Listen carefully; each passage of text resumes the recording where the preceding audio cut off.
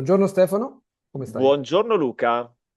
Buongiorno, siamo di nuovo qui per parlare stavolta di un tema che ci appassiona, che è molto personale perché entrambi siamo del paese che si chiama Italia, giusto? Esatto, esatto. Quindi la nostra lingua madre è l'italiano. Che tipo di lingua è l'italiano o che cosa si dice in generale della lingua italiana, Luca? Allora, anzitutto dalla mia esperienza personale, e con tutti gli stranieri che ho frequentato, si dice, secondo me, che l'italiano è una lingua molto musicale. Una delle cose che si dicono più spesso, ah, mi piace come suona l'italiano, no? È un Vero? classico, è un Sì. classico. Poi che è una lingua legata alla cultura, all'arte, alla cucina, questo è un altro stereotipo che però non solo ha un fondo di verità, ma è vero, nel senso che l'italiano è la lingua della cultura, è la lingua della musica, è la lingua dell'arte. A me piace pensare, lo dico spesso, che gli italiani amano la bellezza, l'efficienza forse un po' di meno, non fa parte troppo del nostro carattere, almeno per quanto riguarda Roma e alcune parti d'Italia. So che a Milano forse c'è questo concetto di efficienza, eh, diciamo, coincide con quello di bellezza, però ne parleremo delle differenze fra efficienza, bellezza, Milano e Esatto, Roma. ho come l'impressione che torneremo su questo tema in un episodio più avanti. A voglia, come si direbbe a Roma. Eh. Allora, tornando all'argomento, secondo me, un'altra, diciamo, cosa che si dice spesso è che l'italiano sia una lingua relativamente facile, no? Ho sentito molto spesso dire, ah, la pronuncia è facile, l'ortografia è facile, tuttavia, e poi ti lascio la parola, Mhm. direi che come tutte le lingue, l'italiano ha una certa complessità, perché in realtà ha un'entità socio-culturale e linguistica complessa che varia nel tempo e nello spazio e che quindi conserva la sua complessità, quindi non c'è una lingua veramente semplice o facile da imparare, ma c'è un castello complesso che si scopre pezzo per pezzo, stanza per stanza. L'italiano, pur avendo i suoi aspetti facili, ha anche quelli più complicati, ma io direi di cominciare da quelli forse facili. Stefano, cosa ne pensi? Sì, decisamente, decisamente. Per quale motivo l'italiano è una lingua relativamente facile? Allora, come spesso accade, bisogna prima mh, vedere da quale punto di partenza si comincia, perché Ovviamente. dipende anche da chi siamo, no? Però in generale per parlanti di inglese, per esempio, eh, uno degli aspetti più facili è il fatto che, essendo una lingua romanza, la vicinanza alle altre lingue romanze, ti permette di partire con delle preconoscenze, notevoli e quindi partire avvantaggiato se, per esempio, conosci già un po' di francese, se conosci un po' di spagnolo, di portoghese, ma anche semplicemente se conosci l'inglese, perché sappiamo che gran parte del vocabolario inglese ha radici nel latino.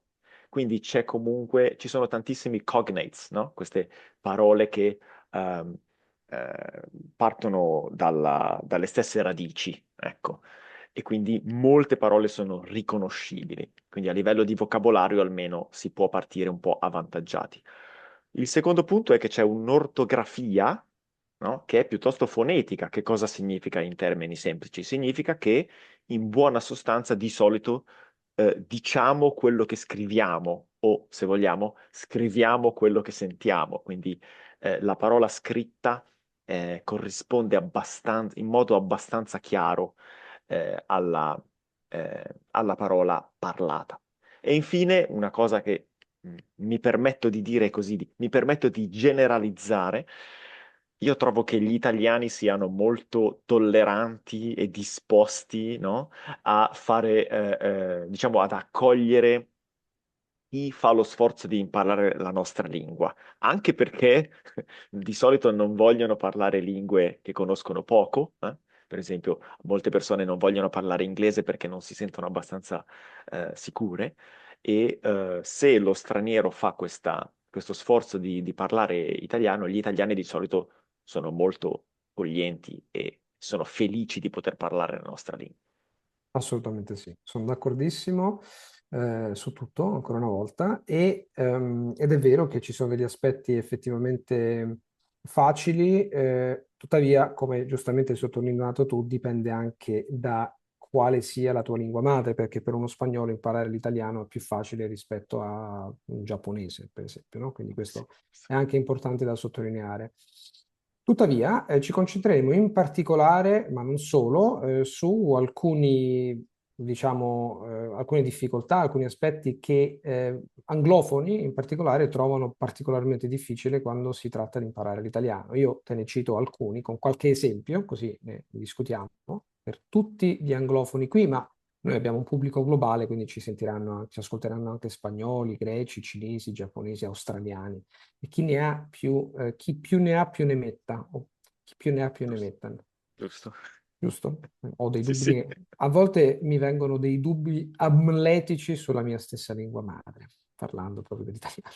Allora, secondo me uno degli aspetti più complicati, sorprendentemente per noi, perché per noi è ovvio, ma per loro no, è il passato prossimo e l'imperfetto, no? Sì, sì. Quindi il passato prossimo, per esempio, ieri ho giocato a scacchi, oppure giocavo a scacchi, sono due cose leggermente diverse. Ho giocato a scacchi, è successo una volta nel passato, quindi ieri ho giocato a scacchi con Stefano, mentre ieri giocavo a scacchi con Stefano, descrive l'azione. Quindi sono, diciamo, due obiettivi diversi. Uno è dire l'evento è successo, l'altro è dire l'evento era in fieri, no? In fieri, questa espressione che a Esatto. volte usiamo dei latinismi, ci potremmo fare una puntata sui latinismi in italiano, tra l'altro, in fieri vuol dire che era in evoluzione, stava succedendo e di solito utilizziamo l'imperfetto anche associandolo con altre azioni. Per esempio, mentre giocavo a scacchi con Stefano, improvvisamente è scattato l'allarme antincendio, no? Ti faccio Perfetto. un esempio. Viene così. Esempio perfetto. Quindi questo è un aspetto importante. Un altro paio di aspetti grammaticali che gli stranieri trovano in generale complessi è l'avere e l'essere come verbo modale. Verbo modale significa semplicemente che in questo caso l'avere e l'essere accompagnano un participio passato, per esempio, no? Ho mangiato. Ho mangiato, il verbo modale è ho mangiato, quindi avere mangiato, ho mangiato una mela. Tuttavia, se dici, per esempio, sono diventato un attore, quello è un verbo di trasformazione. Quindi in questo caso usi il verbo modale essere. I verbi riflessivi anche vogliono il verbo pretendono, Sì. richiedono il verbo essere, no? Quindi ehm, anche questo è importante da sottolineare. Mi sono lavato, no? Oppure mi lavo, ti lavi, si lava, ci laviamo, eccetera, eccetera. E un altro aspetto che direi abbastanza importante e complicato è quello dei pronomi combinati. Quindi melo, telo, ce ne. Per esempio, vuol dire ce ne sono un sacco. In questo caso, ce ne sono, c'è un pronome. Il pronome si usa sempre per rimpiazzare qualcosa che hai già detto prima. Quindi ce ne sono un sacco vuol dire che qualcuno, forse tu stesso o qualcun altro, ha detto per esempio, ah, ci sono un sacco di fichi. Sì, ce ne sono un sacco, no? E questo ce ne, me lo, te lo sono, diciamo, a seconda del contesto, più o meno difficili per chi non ci è abituato. Questi sono, diciamo, tre cose che mi vengono in mente così sull'unghia, no? Sì, sì, Adesso, sì, sì. Sì, sì, assolutamente, anche perché alcuni cambiano anche di forma quando si combinano, no? tra le altre cose. Il pronome normale sarebbe mi, ma quando voglio dire, voglio aggiungere lo, diventa melo, non milo, quindi sono tutte complessità che a livelli, per la verità, intermedi alti, si cominciano davvero a macinare, comincia a diventare difficile usarli. Ne aggiungerei altri due, così tanto per... Tipico Oh, gesto italiano, così per coloro infatti, che guardano e non ascoltano soltanto, ci sono anche, accompagniamo questi discorsi, questi podcast con i soliti gesti, eccetera, per chi eccetera. ci sta ascoltando, ho fatto vorticare la mano, come dire, quante cose che possiamo dire E su questo tema. Praticamente sempre in tema di piccole paroline, proprio come i pronomi combinati, mi vengono in mente tutti quegli aspetti grammaticali che hanno a che fare con il genere e il numero, no? Che cambiano la forma di nomi, aggettivi, ma anche verbi. queste cose succedono anche nelle altre lingue romanze, non tutte, però è abbastanza comune nelle lingue neolatine, e cioè semplicemente femminile, maschile, singolare e plurale, quindi bello, belli, bella, belle, per fare un esempio molto semplice, ho mangiato una pizza, l'ho mangiata. Addirittura anche il verbo si trasforma perché la cosa che ho mangiato è femminile. Questa cosa dobbiamo ammetterlo, Luca, per i nostri amici che imparano l'italiano può essere veramente, veramente sfidante, Ardua. ardua, molto molto ardua. Per non parlare del famigerato congiuntivo, Congiuntivo. il modo Sillabato. congiuntivo. Ben sillabato. Congiuntivo. Il modo congiuntivo che tutti fa tremare. Ehm, il modo congiuntivo che è molto complesso da spiegare, ma è semplicemente una forma verbale, no? Una forma che i verbi assumono in certe situazioni. A me piace descriverlo così. Ehm, non ha tanto a che fare con il significato quanto con la forma, ok? Quindi una cosa può essere, io posso dire che una cosa è bellissima, ma se comincio la frase dicendo penso che, non posso dire penso che è bellissima, devo semplicemente trasformare questo è in sia. C'è un vero motivo per questo? In realtà no, in realtà non c'è un vero motivo, è pura forma. Però l'italiano corretto vorrebbe che noi parlassimo così. Esatto. Però ecco, mi sento di dare subito un piccolo consiglio riguardo al congiuntivo. Ragazzi, non cominciate troppo presto a studiare il congiuntivo o a cercare di imparare tutte le situazioni in cui si usa il congiuntivo perché non vale la pena. Non porta significato, è pura forma, quindi concentriamoci all'inizio sugli strumenti che vi permettono di esprimere le vostre idee. Poi alla forma, no? Alle finezze ci possiamo pensare più avanti. Questo è i miei 2 centesimi, come si dice, In come inglese. si direbbe in inglese. Bellissimo, mi è piaciuto molto, me lo sono appuntato mentre tu parlavi, che non porta significato ma è pura forma. Infatti, ci ricolleghiamo anche al discorso che abbiamo fatto nel, mi pare, podcast numero 3 sugli errori. Molto spesso si avanza più rapidamente quando si parla come Tarzan piuttosto che cercare di dire le cose perfettamente. Quindi, per esempio, dire penso che è bello. Intanto la persona ha capito benissimo cosa intendevi, no? Poi ti può correggere sulla forma, ma ancora una volta ti stai concentrando sul messaggio. Se trovi purtroppo, disgraziatamente, un insegnante troppo severo, ti comincerà a rompere le scatole sulla forma, concentrarsi troppo sulla forma, mentre un insegnante sveglio ti farà le congratulazioni per aver detto e comunicato il messaggio e ti spiegherà come poi puoi aggiustare la forma, ma intanto sei riuscito a fare il passo più importante che è quello di comunicare. Nota al margine. Bravo, bravo. E in ultima analisi, quindi parlando come terzo punto su un esempio concreto di, diciamo, degli aspetti che noi abbiamo capito da un punto di vista di madrelingua, perché noi siamo entrambi madrelingua italiani e molto spesso, anzi, non molto spesso, sempre i madrelingua italiani, a meno che non siano insegnanti o non abbiano fatto un percorso particolare di autoconsapevolezza della propria lingua madre, che di solito non avviene, o siano forse insegnanti all'interno di un percorso pedagogico particolare, non sono coscienti del modo in cui utilizzano la loro lingua madre, semplicemente perché l'hanno imparata come lingua madre, quindi in maniera del tutto subconsciente o inconscio.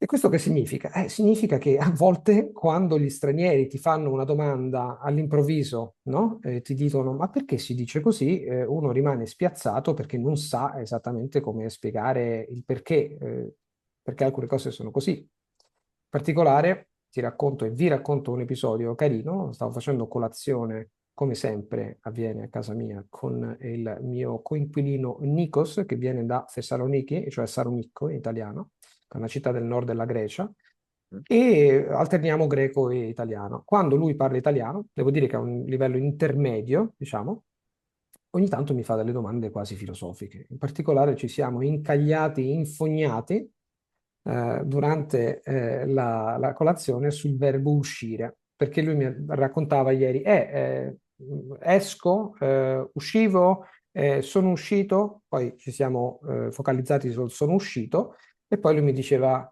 ma tipo un bambino, no? Che si domanda con grande interesse, ma con grande stupore, ma perché è così? Mi dice, ma perché io dico esco, ma voi uscite, noi usciamo? E ci ho riflettuto un attimo e ho detto, ah, beh, effettivamente il verbo è uscire, però io esco, tu esci, lui esce, va bene, poi usciamo, uscite, escono, si torna di nuovo al e, alla vocale e. E non sapevo che cosa rispondergli. Una cosa importante da sottolineare è che uscire è un verbo irregolare. Adesso la cosa interessante è che c'è una corrispondenza in tutte le lingue del mondo fra i verbi regolari e quanto siano utilizzati, cioè la loro frequenza. Vero? Grazie a Dio, i verbi irregolari sono quasi tutti quelli più utilizzati e quindi si imparano per esposizione pura, nel senso che a volte si ascolta, si ripete, eccetera, eccetera, questi temi, verbi, temi verbali, eccetera, sono molto ricorrenti e si finisce per impararli in maniera automatica senza stare troppo lì a fare sforzi e a capire come funziona. Ecco, volevo solo citare questo episodio dell'uscire, ce ne sono centinaia, ma Nikos mi ha riportato ok, la prospettiva di uno straniero che impara la mia lingua madre. Sì, guarda, è una delle cose più interessanti del mio lavoro di insegnamento dell'italiano proprio negli ultimi anni è stato davvero eh, essere spronato dalle domande degli studenti a capire ancora meglio la mia stessa lingua. Quindi a capire tutte le funzioni della parolina C. Luca, ma sai quante funzioni ha la parola C?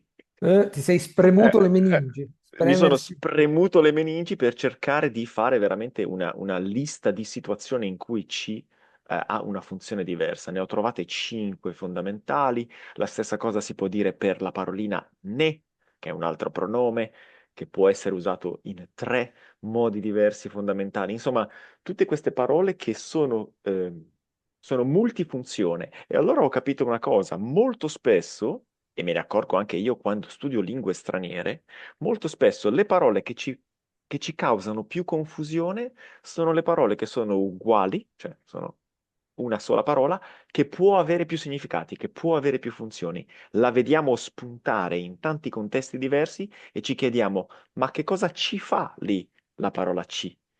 Che cosa ci fa? Vabbè, È un, è una, è un aspetto che è assimilabile a tutte le lingue. Anche il verbo to get, per esempio, in inglese, fa impazzire molti studenti italiani di inglese perché sembra potersi usare in ogni situazione. Ma che cosa chiaro. significa davvero to get? Ha tantissimi significati, eccetera. E un'altra cosa interessante è l'uso dell'articolo determinativo.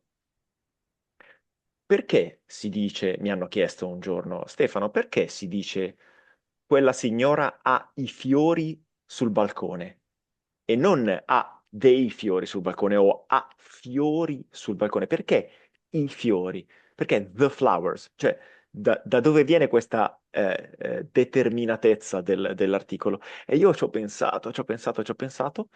Una mia teoria, la butto lì, l'altra espressione, la butto lì, potrebbe essere che sono i fiori e poi in modo implicito i fiori che di solito si hanno sul balcone.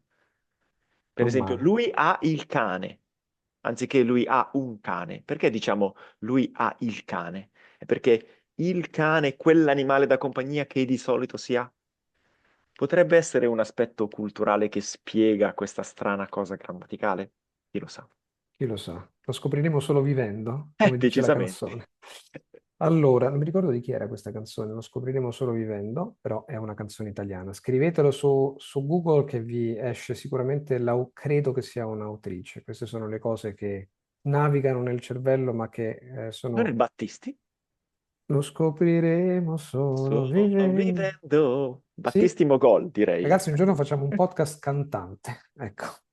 Il Vabbè, in podcast. conclusione, Luca, cerchiamo di In chiudere questo conclusione, ok, episodio. in Mi viene conclusione. da dire che l'italiano è una lingua relativamente facile all'inizio, un po' impegnativo nel mezzo quando comincia a venire fuori anche il congiuntivo e le altre cose più, più difficili, però possiamo essere, credo, d'accordo su una cosa, e cioè che alla fine, quando davvero arrivi a padroneggiarlo, diventa proprio una sinfonia, un piacere Benissimo. immenso, si può parlare di tutto, di cibo, di cultura, con gli amici, è stupendo. Esatto, che è il O bello no? di utilizzare una lingua, è il bello di vivere, diciamo, la realtà italiana in italiano. Grazie, concludiamo con questa bellissima nota di Stefano, artistica e poetica. Quindi, riassumendo, abbiamo parlato oggi sostanzialmente di tre aspetti, cioè del fatto che l'italiano è considerato una lingua facile, ha degli aspetti facili, ma è una lingua complessa e come qualsiasi entità complessa ha anche i suoi aspetti più complicati, più ardui. Poi abbiamo parlato di, dalla mia ho parlato di tre classici aspetti difficili dell'italiano che sono riscontrati, che gli studenti riscontrano, come per esempio l'imperfetto e il passato prossimo e varie altre cose. Stefano ha condiviso il suo punto di vista da insegnante di italiano e poliglotta, e poi in ultima analisi abbiamo condiviso il fatto che, essendo madrelingua, abbiamo una prospettiva da madrelingua, e però abbiamo anche acquisito una prospettiva privilegiata perché entrambi abbiamo insegnato per anni l'italiano a stranieri e ci sono state poste domande da adulti bambini, adulti tornati bambini, Che eh, su, bello. su aspetti dell'italiano che davamo per scontati e che non sono più scontati e che condividiamo, abbiamo condiviso con voi che siete il nostro meraviglioso pubblico. E con questo Grazie Luca, concludiamo. mi è piaciuta tantissimo l'immagine dell'adulto bambino. Adulto Penso tornato che bambino. è stupendo, è stupendo. Allora, Grazie. voi adulti tornati bambini, buona giornata, grazie mille e ci vediamo al prossimo episodio con il leggendario Stefano. A prestissimo con Luca. Ciao. Ciao ciao.